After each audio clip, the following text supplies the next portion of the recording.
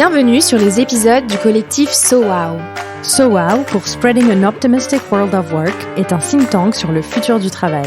Nous explorons et accompagnons les problématiques humaines dans l'entreprise. Nous sommes Sophie, Delphine, Valentine et Léa, et notre mission est d'explorer les transformations du travail. Nous incarnons de nouvelles manières de collaborer. Nous diffusons ces nouvelles pratiques auprès des collaborateurs, des managers et des dirigeants. Nous fédérons toutes celles et ceux qui veulent réfléchir et agir pour le futur du travail. Notre signature ? Diffuser une vision optimiste du monde du travail. Faites avancer vos réflexions et vos actions avec nous.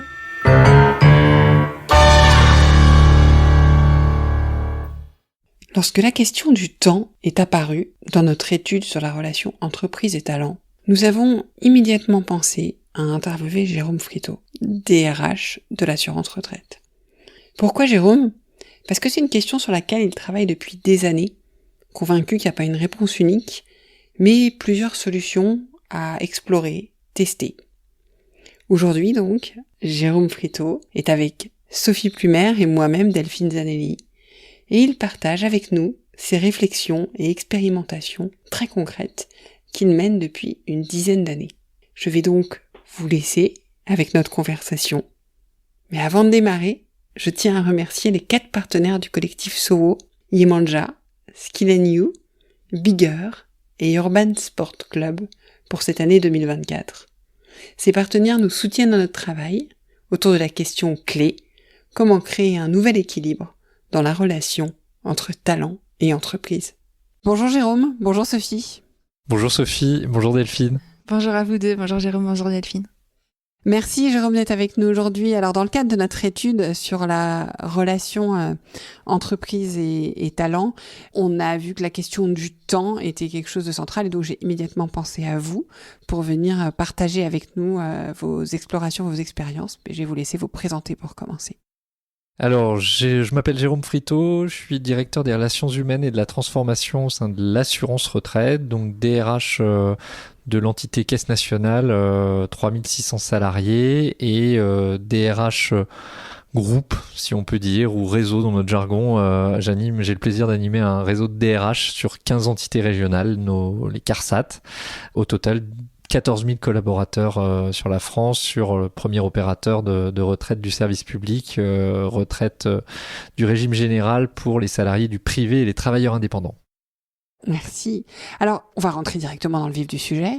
Quel est le rapport au temps de vos collaborateurs ? Est-ce que c'est un sujet que vous abordez avec eux ? Alors oui, c'est un sujet qu'on aborde souvent sous l'angle de la charge de travail ressentie, un sujet qui est un sujet de préoccupation, d'actualité, parce que depuis maintenant quelques années, et peut-être le mouvement s'est-il amplifié depuis la crise sanitaire, les salariés ressentent souvent une fatigue importante. On voit bien que le changement de rythme, amplifié par la transformation digitale, a largement conditionné un autre rapport au temps. C'est vrai qu'avant, la pression professionnelle se percevait physiquement dans l'espace de travail par le présentéisme. C'est un jugement dans l'espace qui donnait des indices qui pouvaient alimenter une évaluation de la performance. Tout le monde pouvait voir auparavant celui qui quittait le bureau avant l'heure, théoriquement raisonnable, ou après l'heure également. Aujourd'hui, on est allé vers une dimension plus temporelle, que je qualifierais d'hypertemps. Un agenda qui s'est largement densifié, des délais de couloir qui sont supprimés, notamment entre 2 réunions sous Teams pour nous. Il faut organiser son temps très, très longtemps à l'avance, se planifier soi-même des plages réservées pour le travail de fond. J'entends beaucoup parler, notamment chez les cadres, d'effets tunnels sur les semaines. On a finalement beaucoup de points qui s'organisent, moins de liens, beaucoup de dialogues de gestion, de dialogues un peu normés, y compris sur les points bilatéraux.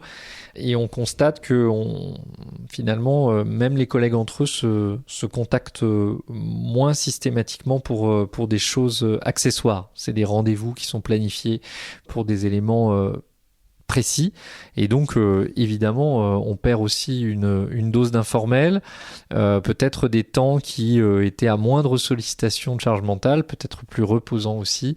Et aujourd'hui, on voit que cette hyper-optimisation facilitée par le digital, facilitée par les organisations de travail, amplifiée par les organisations de travail, joue un rôle quand même conséquent sur cette gestion du temps. Qui est peut-être pas une optimisation d'ailleurs, parce que comme la nature a horreur du vide, on a tendance à le remplir. Donc je suis pas sûre que ce soit toujours une logique d'optimisation. Tout à fait. Mais en tout voilà, cas, c'est perçu comme tel, ouais. Et effectivement, ça peut être piégeux. Et alors, en tant que DRH, que dirigeant, que manager, cette suroptimisation, cette succession de points et pas de liens, comme vous dites, quel est l'impact de ce phénomène sur les entreprises, sur les organisations et sur votre organisation en particulier ? Alors, ça nous amène à toujours avoir plus de vigilance, notamment dans le développement de nouvelles organisations de travail qui répondent quand même à des attentes qui sont très largement exprimées, voire même imposées par un certain nombre de candidats, de collaborateurs, sur la personnalisation, sur le recours à la flexibilité et à une forme de liberté, j'ose le terme, parce que je crois que les salariés aujourd'hui aspirent quand même à cette liberté d'organisation dans un temps personnel qui est tout aussi contraint et accéléré que le temps professionnel.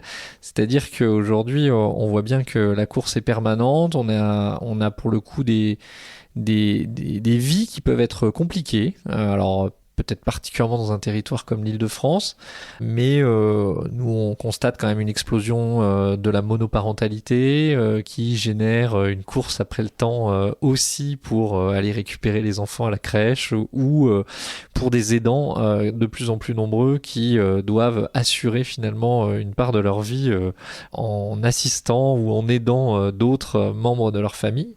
Je crois qu'il faut que dans le développement des modes d'organisation, les DRH, les dirigeants plus globalement, doivent réfléchir au bon rythme. Parce que justement, pour répondre à la question du rythme trop important, il faut surtout pas vouloir accélérer dans le développement de nouvelles organisations. Moi, j'ai eu la chance, j'espère que d'autres le pensent aussi, de pouvoir agir sur du temps long. Et donc, sur 10 ans de réflexion, 10 ans de dialogue social, j'insiste beaucoup parce que je trouve que les DRH parlent de moins en moins de dialogue social et c'est peut-être un peu dommage. Donc 10 ans de dialogue, 10 ans d'échange, pouvoir développer petit à petit un télétravail raisonné, un télétravail prudent, de plus en plus personnalisé, pouvoir ensuite ouvrir ces modalités nouvelles en 2015 aux managers, pouvoir réfléchir à la flexibilité horaire et tester des choses et acculturer les salariés à plus de flexibilité et un ajustement finalement de leurs horaires aux contraintes professionnelles, aux exigences de service public pour ce qui nous concerne, pouvoir à un moment donné tester la semaine en 4 jours avec une priorité donnée aux salariés qui ont le moins accès au télétravail ou pas du tout accès pour certains métiers, mais pouvoir s'associer aussi les ressources et finalement l'expertise de chercheurs en neurosciences pour examiner l'impact cognitif d'une compression du temps.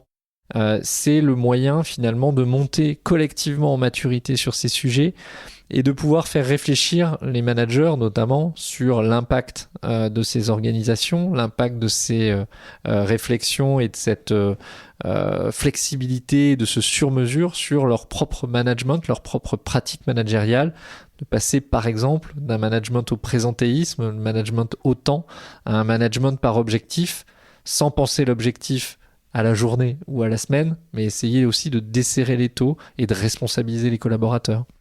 Avec toutes ces expérimentations que vous menez, là, vous êtes sur du temps long, justement.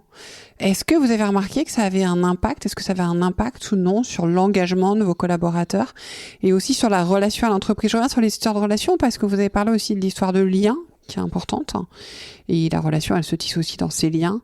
Donc, est-ce que le fait, d'explorer comme vous le faites, ça a un impact observable? Alors, je vais commencer déjà par un constat d'humilité, parce que très clairement, on constate aujourd'hui, et je pense que c'est très fort chez chez les nouvelles générations et je sens qu'ils ont une influence très forte auprès de leurs aînés. Il y a un rapport à l'entreprise qui s'est un peu distendu, il faut quand même se le dire. Le sentiment d'appartenance, il est beaucoup plus fort à l'échelle de l'équipe qu'à l'échelle de l'entreprise. Il faut le savoir, il faut en avoir conscience et les entreprises qui misent beaucoup sur des grosses plaquettes qui font part des engagements moraux de l'entreprise, etc. Je suis pas sûr aujourd'hui que c'est un très très fort impact. Donc passer beaucoup d'argent et de temps à la définition de sa charte éthique, de ses engagements, ça a peu d'atterrissage. En revanche, tout ce qui va être mis en place de manière concrète pour rendre possible une certaine forme de flexibilité, de meilleure conciliation entre la vie professionnelle et la vie familiale, de tout ce qui va pouvoir être accompagnement de l'entreprise sur des temps de vie compliqués et parfois des temps de vie compliqués qui ne sont pas dramatiques, hein, rien que la parentalité, mais aussi d'autres types d'événements vont créer quand même un sentiment d'appartenance et un souhait de fidélité beaucoup plus marqué. Donc il faut savoir miser sur ces deux champs. L'équipe d'une part et donc en armant le mieux possible nos managers qui sont quand même en première ligne sur ces sujets-là, et puis pouvoir ouvrir le champ des possibles à l'échelle de la structure tout en ménageant une justice sociale. Moi, je crois pas du tout au gré à gré où on va accorder à tel ou tel collaborateur tel ou tel avantage parce qu'il travaille bien, parce qu'on l'aime bien, parce qu'il est là depuis 10 ans. Non, ça ne passe pas parce que la recherche et l'analyse de la justice sociale est permanente, mais tout ce qui peut être négocié à l'échelle, pour le coup, de l'entreprise avec des partenaires sociaux impliqués, engagés et qui vont pouvoir aussi assurer le service après-vente du niveau de personnalisation qu'on aura mis. Ça, par contre, ça marche, ça fonctionne et je pense qu'aujourd'hui, c'est un incontournable. Il y a beaucoup de réinterrogations des dirigeants sur le télétravail en l'occurrence, avec du retour sur site qui s'est fait par grand mouvement de balancier, notamment dans le monde de la tech, mais dans les entreprises américaines au sens large. En France, c'est peut-être plus timide, mais je crois qu'il y a beaucoup de réflexions en cours. Je pense qu'aujourd'hui, il ne peut plus y avoir de retour arrière sans briser la confiance. On a mis du temps à tester de nouvelles organisations.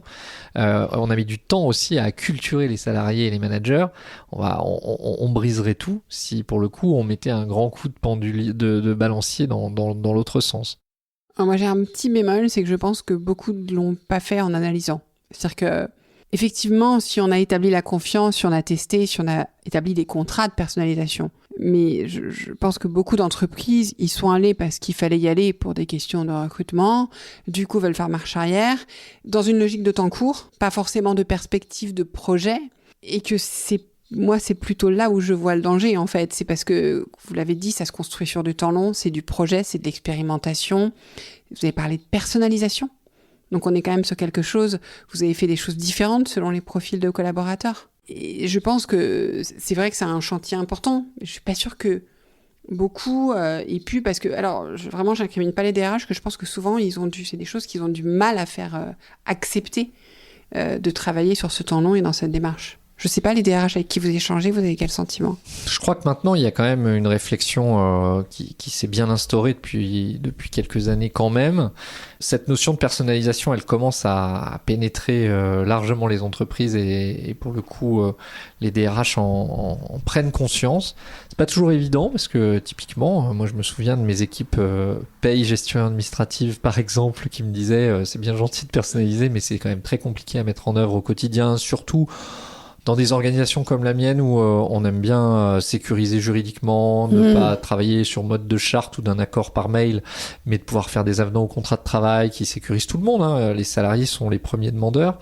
Ça nécessite quand même beaucoup de sur-mesure aussi dans la gestion. Et à l'échelle d'une organisation qui, par exemple, fait plus de 500 recrutements par an, vous imaginez que gérer du sur-mesure sur le temps de travail, faire du sur-mesure sur le télétravail, travail, faire avec des formules dérogatoires pour les salariés aidants, pour les seniors de plus de 59 ans, pour les parents d'enfants de moins de 3 ans, pour les salariés en situation de handicap, pouvoir cumuler ça avec une explosion du recours au forfait jour, de pouvoir tester une expérimentation semaine en 4 jours avec des formules personnalisées sur 35 ou sur 37 heures, ça nécessite évidemment un engagement des équipes RH qu'il faut aller chercher, qu'il faut trouver et pour lequel il faut convaincre aussi de l'intérêt.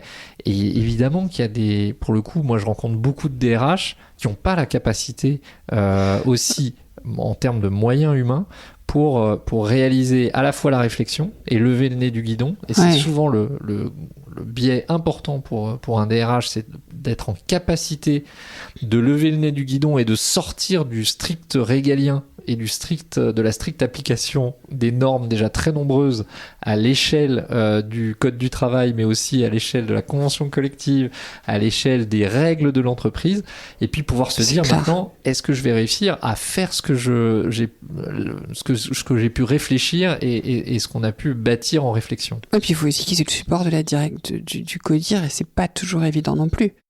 Non, parce que il faut aussi démontrer que créer de la performance sociale, c'est un investissement pour créer de la performance durable et donc de la performance économique.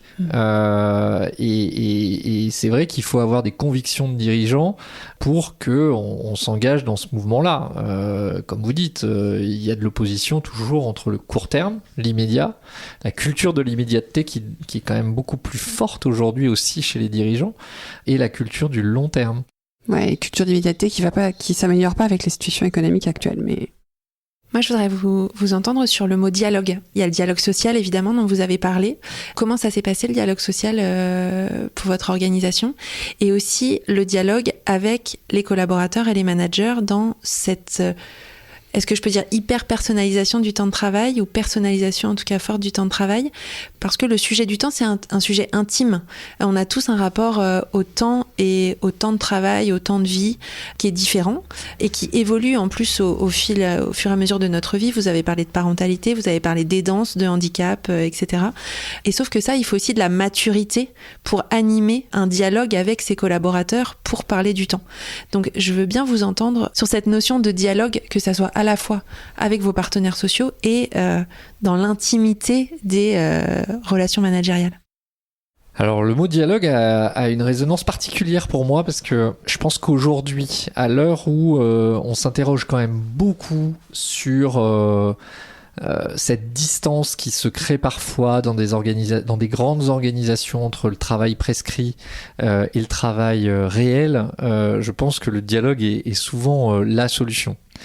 Plus on va dialoguer autour du travail, et en ce moment il y a un gros débat, y compris au niveau des pouvoirs publics, sur la question du travail, certains se disant on aborde toujours les questions de paramètres réglementaires sur la durée, mais on ne s'attaque jamais au cœur de sujet qui est le dialogue autour du travail.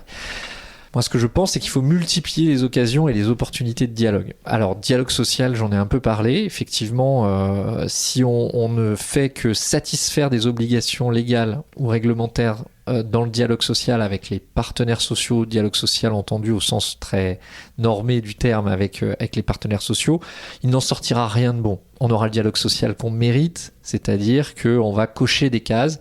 Nous avons mené une négociation annuelle obligatoire sur tel sujet. Nous avons organisé un CSE tous les mois. Nous avons passé en CSE toutes les consultations obligatoires. Et il ne se passe rien. On perd d'ailleurs beaucoup de temps et on est dans l'opposition et la défiance permanente. Je pense que si on instaure un dialogue sincère, un dialogue... avec les limites de l'exercice, parce que chacun aussi est dans son rôle, et en France on est quand même très loin de la cogestion sur le dialogue social. Il faut réussir à développer de la maturité, mais au moins de la confiance dans l'utilité de l'exercice. Je pense qu'on peut aboutir à des choses très intéressantes. Partager les victoires avec des partenaires sociaux, partager des réussites sociales en termes de progrès, en termes d'innovation, et pouvoir embarquer des partenaires sociaux dans cette réussite-là pour qu'ils puissent s'en promouvoir aussi auprès des salariés et développer leur propre légitimité, c'est hyper important. C'est pour ça que nous, on a eu à cœur d'embarquer le télétravail sur la base du dialogue social, d'embarquer tous les sujets autour du temps, notamment dans le dialogue social, parfois avec difficulté, parce que nous on avait, pour l'anecdote, un dispositif de gestion du temps qui datait de 1974, quand en 2018 j'ai brutalement, j'arrive pas à trouver d'autres mots, dénoncer les accords pour provoquer le dialogue et provoquer la discussion. Ça a été extrêmement difficile parce que ça a été vécu comme brutal, sauf que j'avais pas d'autres méthode juridique pour le faire, puisqu'on pouvait pas repartir décemment d'un accord de 1974, et on a finalement obtenu un accord unanime, emportant les voix les plus dures. Bravo. C'était en 2018 et ça n'a pas été sans mal, croyez-moi, mais clairement ça c'est un élément très important.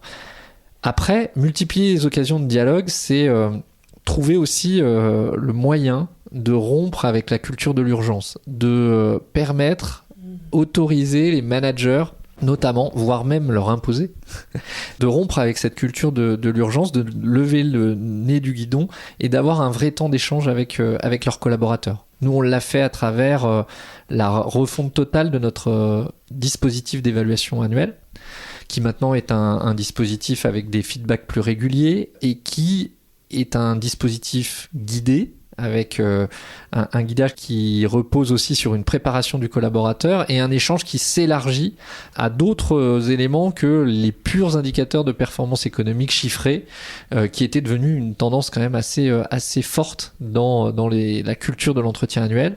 Pouvoir parler charge de travail, pouvoir parler de l'ambiance du travail, et cela plusieurs fois par an. On va aussi, par exemple, on a créé en 2018 avec une start-up un baromètre social digital qu'on administre 2 fois par an. On invite finalement les managers à débriefer à travers la console de pilotage qu'ils peuvent avoir à l'échelle de leur équipe de ce baromètre, pouvoir intégrer le ressenti des collaborateurs dans l'analyse de leur performance globale et puis pouvoir débriefer avec les collaborateurs de ces éléments-là. On va tester, on a ça aussi développé ça dans le cadre du dialogue social et d'un accord qualité de vie et conditions de travail, des espaces de dialogue sur le travail. Ça paraît comme ça un peu évident, on peut se dire bah oui c'est logique de se parler du travail avec les équipes. Aujourd'hui, ça se fait plus en réalité. Alors, on pouvait parler des lois Auroux dans les années 80 où il y avait des temps dédiés à ce dialogue. Ça fait bien longtemps que les lois Auroux sont tombées en désuétude. Et donc, créer finalement des espaces où là aussi, avec une forme de méthode, on va inviter les collaborateurs à parler de leurs irritants, de parler des process, de parler de l'optimisation de ces process, de parler des priorités de travail, et que on remonte finalement sur des EDT, donc espace de dialogue sur le travail, 1, 2, à chaque étage, et rediscuter de ce qui a été évoqué en partant du bas et en remontant dans la pyramide, c'est des choses qu'on est en train de tester dans plusieurs directions. Et finalement, on multiplie comme ça les occasions de dialogue, un dialogue de qualité avec un temps de recul qui analyse le contenu concret du travail réel. Je pense que c'est un peu comme ça, c'est très fastidieux, c'est sûrement pas des solutions magiques qui trouvent des solutions en 15 jours, mais cela permet quand même de toucher du doigt la réalité vécue des salariés, et je crois qu'ils ont un intérêt particulier pour ça en ce moment. Et moi, je crois à fond dans les moments de dialogue autour du travail. J'avais beaucoup expérimenté avec mes équipes et ça fait du bien, je trouve, de parler de la manière dont on travaille. C'est ce que j'entends de vos propos. Pour autant, il faut avoir de la maturité pour mener à bien ces dialogues, notamment managériales. Comment vous accompagnez vos managers et vos collaborateurs dans cette maturité-là ? Alors on a été accompagné au départ et on s'est formé. On a un chercheur universitaire qui nous a accompagnés au départ sur les espaces de dialogue sur le travail, par exemple. On a nos chercheurs en neurosciences qui nous assistent aussi sur la question de la semaine en 4 jours et de l'impact que ça peut avoir aussi sur l'animation managériale. tous ces moments, toutes ces assistances et toutes les ressources qu'on met à disposition des managers et de la fonction RH elle-même nous conduisent à monter en maturité finalement sur ces temps utiles, ces temps finalement où on sort le nez du guidon et où on analyse un peu la manière dont est réalisé le travail et comment on pourrait l'améliorer, l'optimiser. On a encore des marges de progrès, hein. Je parlais tout à l'heure du baromètre social digital. Aujourd'hui, c'est très difficile de faire comprendre au manager que c'est pas lui personnellement qui est mis en cause quand le baromètre va, par exemple, montrer des signaux un peu plus faibles.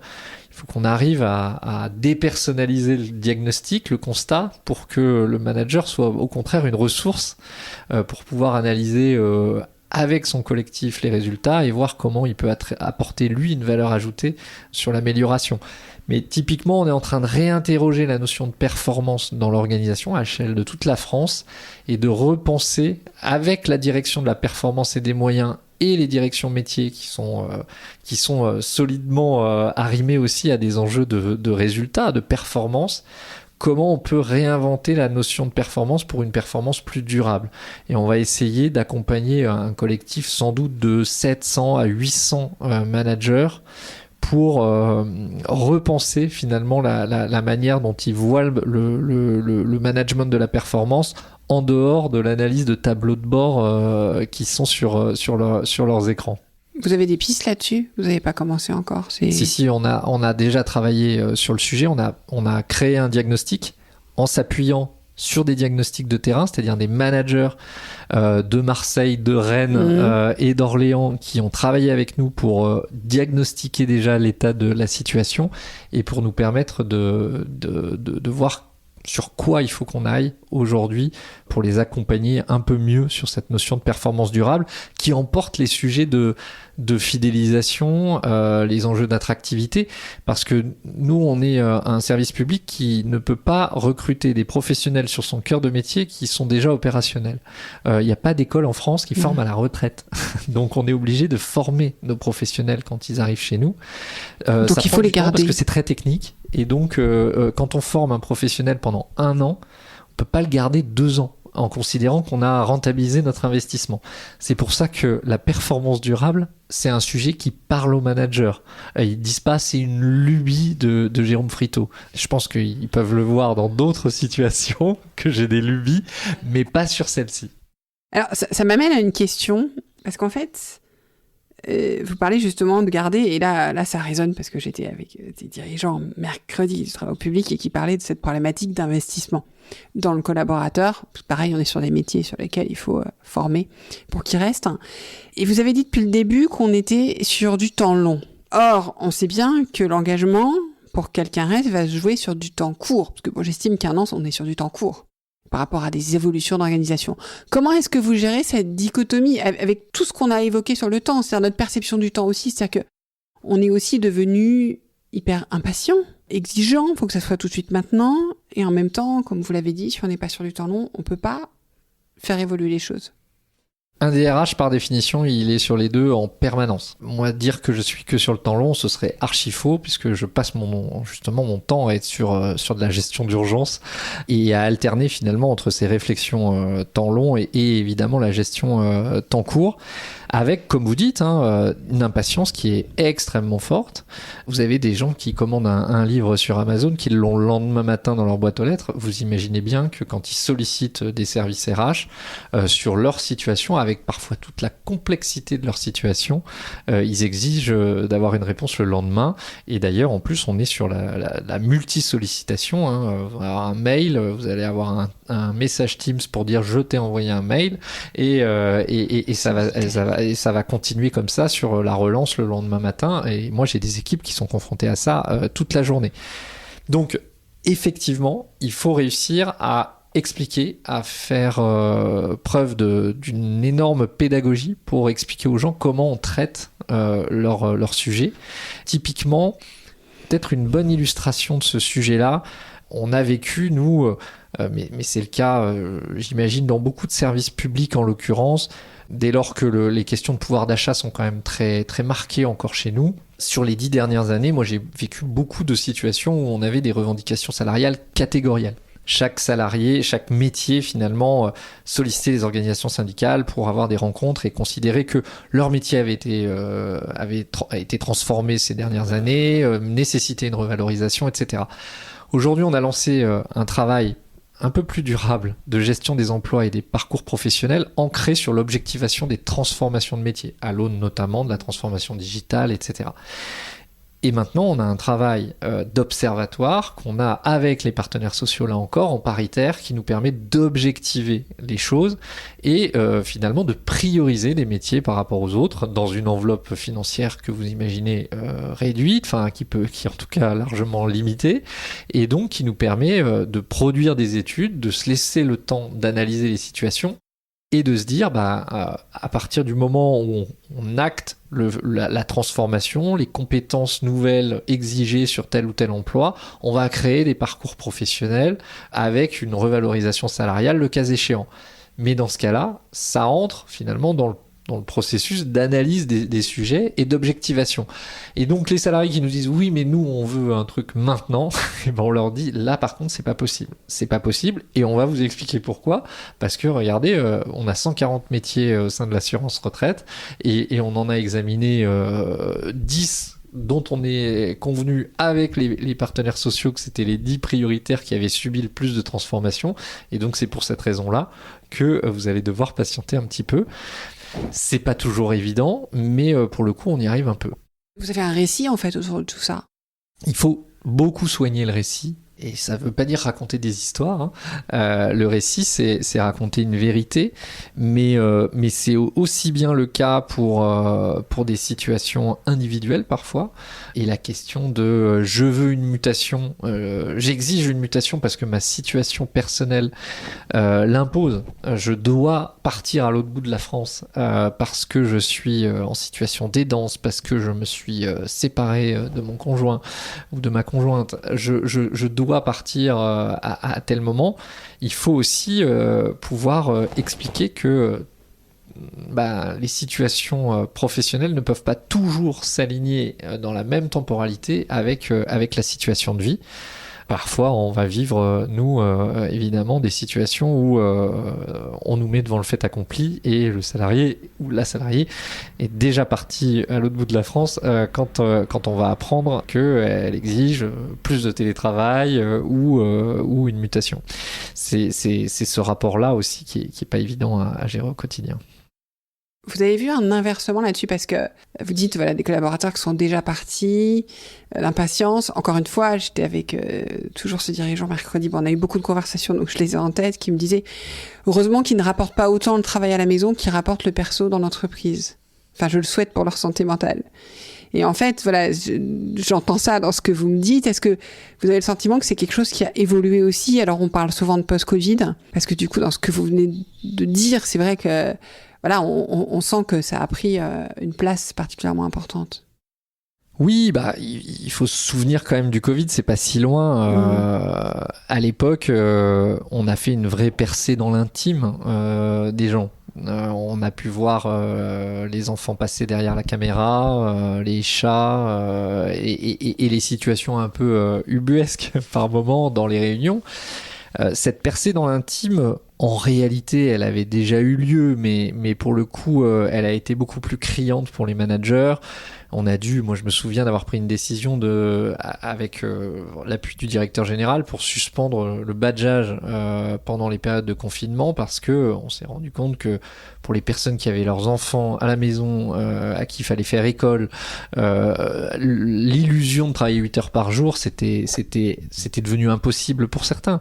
D'autres étaient heureux comme tout, installés en terrasse de leur maison, avec un confort de vie et de travail qui était presque démesuré par rapport à la situation normale.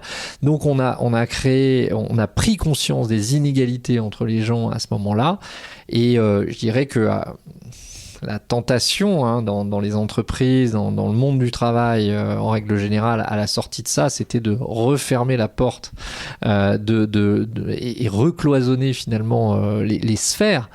Mais la réalité n'est pas celle-là. Et je pense que De la même manière que nos petits outils téléphoniques ne nous permettent pas d'étanchéifier la sphère professionnelle qui envahit quand même la sphère personnelle, eh bien la sphère personnelle déborde de la même manière sur la sphère professionnelle. Aujourd'hui, quand on est en situation d'aidance, on ne peut pas considérer qu'on a la même disponibilité d'esprit au travail, évidemment. Ce serait illusoire de le penser, et quelqu'un qui a couru déjà sur son début de matinée et arrive essoufflé au bureau pour avoir déposé ses enfants à la crèche, à l'école, etc., et qui a eu une galère de garde sur la fin de journée. Ou un enfant qui a vomi sur soi. Exactement, n'est pas dans la même disposition d'esprit que celui qui est venu à 5 minutes à pied au bureau, évidemment. Ce qu'on observe justement pour parfois s'extraire des contraintes mises par les organisations en matière de temps de travail, en matière de localisation aussi du travail, c'est l'émergence du freelancing ou de l'indépendance. Est-ce que vous avez un regard sur ce phénomène-là de personnes qui, par besoin de flexibilité, aussi de liberté dans les sujets qu'elles ont envie de traiter, et ben en fait s'aménagent leur propre réalité du travail? Alors, je côtoie plusieurs mondes, et notamment un peu le monde des startups à travers le Lab RH par exemple, mais aussi des plus jeunes publics avec une expérience d'enseignement à Sciences Po que j'ai depuis 3 ans. On voit bien que cette aspiration à la liberté, elle est forte, et on a quand même ce souhait de s'accomplir complètement, d'avoir une vraie liberté, une vraie autonomie et une vraie réussite personnelle. Ça, c'est la montée de l'individualisme aussi qui concrétise ça. Très clairement, aujourd'hui, on voit bien que l'entreprise doit réagir par rapport à ça, et notamment vis-à-vis de jeunes populations qui se disent enfermées finalement dès qu'elles entrent dans une entreprise, et qui peuvent aspirer finalement au freelancing ou à la création d'entreprises à cet égard. Mais on a aussi beaucoup d'entrepreneurs qui souffrent, qui souffrent de solitude, qui souffrent de difficultés financières, qui quand même peuvent être extrêmement angoissés sur la peur du lendemain. Et aujourd'hui, la situation économique est parfois sélective, en tout cas sur la durabilité de ces expériences-là. Pour autant, il faut qu'on puisse entendre ça. Moi, ce que je peux voir, c'est pas tant de salariés qui quittent l'assurance retraite et le service public pour une expérience d'entrepreneur, encore que j'en ai, mais par contre, des situations de cumul d'emploi, on en a de plus en plus. En tout cas, des sollicitations pour avoir une activité d'enseignement, pour avoir une activité créative, artistique, voire une activité de conseil dans certains cas, parce que pour nous, les règles de cumul sont assez strictes. Mais effectivement, on a cette aspiration à avoir un cumul de vie.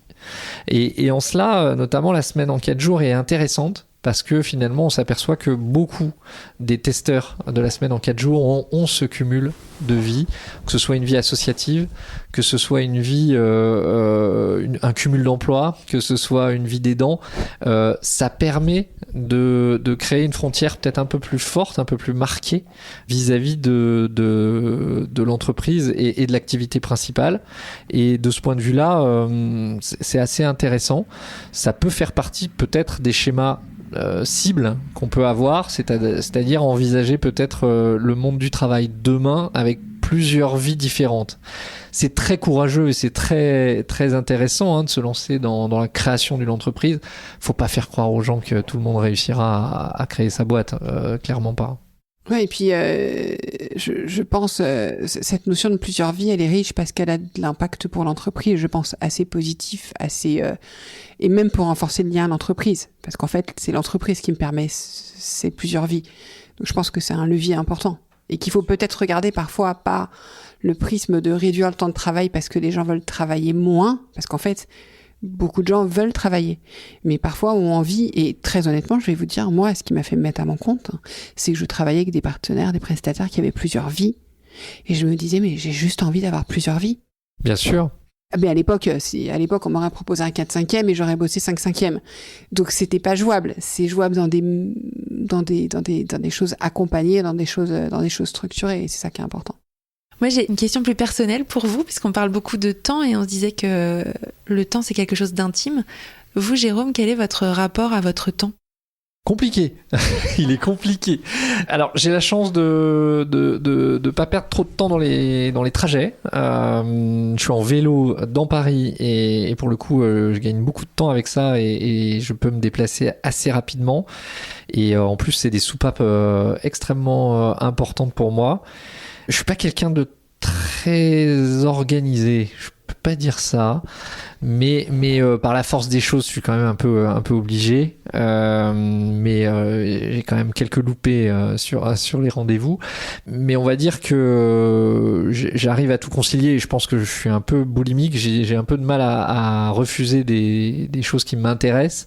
Donc il y a des fois, je pourrais faire moins. Et différents investissements dans différents cercles sont parfois difficiles à cumuler avec mes activités. Évidemment, je privilégie aussi des temps familiaux qui sont quand même importants.